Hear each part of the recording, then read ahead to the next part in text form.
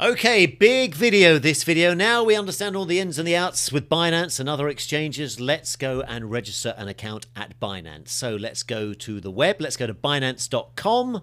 And here we are. Here's how it's looking at the time of making you this video. And simply we just click on register. Now I'm not going to go through the whole process. In fact, this process is probably going to take you about 10 or 50 minutes from memory. I seem to recall they will ask for various forms of verification and all that sort of good stuff. So go and sign up at Binance.com if you are in any area in the world other than America, because America, don't forget, their address to sign up for Binance is Binance.us. Looks a little bit different, but same sort of thing.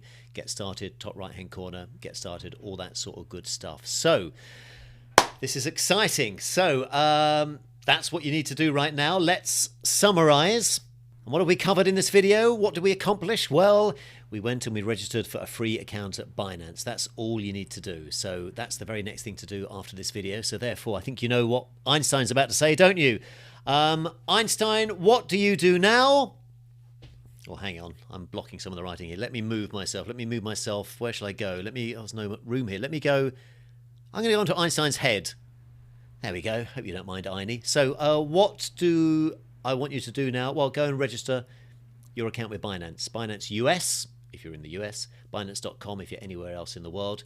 And let me just reiterate, if where you are is not supported by Binance, and of course we've covered this in the last few videos now, take a look at the previous video just before this one and create an account at one of those exchanges. Ideally, as we've already gone through, it's an exchange that does support BNB, but if that happens to not be the case, if, for example, you want to have a Coinbase account that does not support BNB, then we will use another cryptocurrency.